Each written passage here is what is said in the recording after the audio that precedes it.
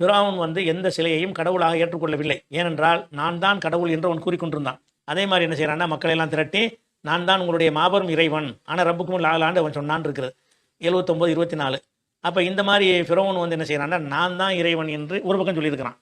அப்படி இருக்கும்போது இன்னொரு இடத்துல என்ன வருதுன்னு கேட்டால், அவன் வேற தெய்வங்களை வணங்கியதாகவும் குரானில் வருகிறது.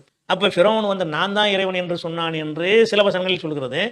சில வசனங்கள் சொல்கிறது ஃபிரௌன் வேற தெய்வங்களை வணங்கினான் என்று சொல்லப்படுகிறது. இப்போ முரணா இருக்குது, அப்படி என்ன எது சரிங்கிற அர்த்தத்தில் கேட்குறாரு.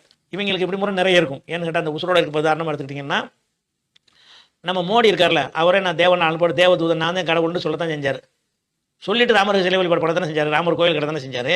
அதனால் என்ன செய்வாங்கன்னு அந்த உசுரோடு இருக்கும் பொழுது நான் தான் கடவுள் என்று சொன்னாலும் அதுக்கு அர்த்தம் என்னன்னு கேட்டால், உயிரோடு இருப்பவர்களில் நான் தான் கடவுள், ஆனால் எனக்கு மேலே கடவுள் இருக்கிறார்கள் அப்படிங்கிற கொள்கையில் தான் எல்லாருமே இருந்திருக்காங்க. தன்னை கடவுளாக்கக்கூடியவர்கள் என்ன செஞ்சிருப்பாங்கன்னு கேட்டால், அவங்க ஒரு சிலையை சாமியை வணங்கக்கூடியதான் இருந்திருப்பாங்க. ஃபிரௌன் என்ன செய்யறான்னு கேட்டால், அவன் பல தெய்வங்களை உருவாக்கி கொண்டு அதை வணங்கக்கூடியவனாக இருக்கிறான். அதோடு சேர்த்து நான் தான் உங்களுக்கு கடவுள்னு தன்னை வணங்க சொன்னான். நான் தான் பெரிய கடவுள்னு சொன்னாலும் அவன் வேற கடவுளை வணங்கி இருக்கிறான் என்பது அந்த வசனத்தில் தெரிகிற காரணத்தினால அவன் ரெண்டு நிலையில் இருந்திருக்கிறான். நான் தான் கடவுள் என்றும் சொல்லியிருக்கிறான். அதுக்கு என்ன அர்த்தம்? இந்த உயிரோடு இருப்பவர்களில் நான் தான் உங்களுக்கு கடவுள்னு அர்த்தம் வச்சுக்கிறேன். வேற கடவுள் ஃபிரௌனுக்கு இருந்துச்சான்னு கேட்டால் இருந்தாங்க. இருந்ததுனால தான் என்ன வருது, அந்த வசனத்தில் சுட்டி காட்டும் பொழுது ஏன்ப்பா உன்னையும் உன்னுடைய கடவுளையும் புறக்கணிக்க சொல்கிறாருன்னு சொல்லி ஃபிரௌன்ட்டே அவங்க பேசுகிறாங்க. ஃபிரௌன் அதை அப்ஜெக்ஷன் பண்ணல. ஆமாம், கடவுள் அது எங்கள் கடவுள் இருக்குதுன்னு ஒத்துக்கிறான். அதனால நம்ம என்ன செய்யணும், ஃபிரௌனுடைய குற்று முரண்பட்டு அவன் பேசியிருக்கிறான். தன்னை கடவுள் ஒரு பக்கம் சொல்கிறான், சொல்லிட்டு பல கடவுளும் வணங்கியிருக்கிறான். இந்த இணை கற்பிக்கிறவர்கள் அந்த மாதிரி மண்ட குழம்பு அல்லாஹ்வுடைய வசனத்தில் உள்ள முரண்பாடு கிடையாது. இது குஃபுரில் இருக்கிறவர்களுக்கு ஏற்படக்கூடிய ஒரு குழப்பம். குஃபுரில் இருக்கக்கூடிய என்ன செய்வாங்க, நாங்கள் தான் கடவுள்னு சொல்வார்கள். இப்போ நீங்கள் எடுத்துக்கிட்டீங்கன்னு சொன்னால் எத்தனையோ சாமியார்கள் இந்த மாதிரி ஆளுக்கு தங்களை கடவுள்னு சொல்லிக்கிடுவாங்க. சொல்லிக்கொண்ட ஒரு கடவுளை வணங்கவும் செய்வாங்க. அது அந்த அந்த கொள்கையில் உள்ள முரண்பாட்டுக்கு ஒரு அடையாளம். தௌஹீத் மாதிரி பழிச்சண்ட கோடு கழிச்ச மாதிரி அவங்களுக்கு பேச வராது. இவங்களே என்ன செய்வாங்கன்னா, நான் தான் கடவுள்னு ஆசி வாங்குவாங்க.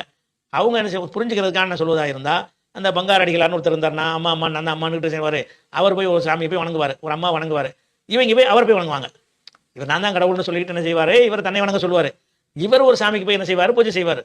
அதே மாதிரி புட்டபர்த்தி சாய்பாபா இருந்தார்ல, சாய்பாபாங்கிறவர், அவரை எல்லாரும் போய் வணங்குவாங்க.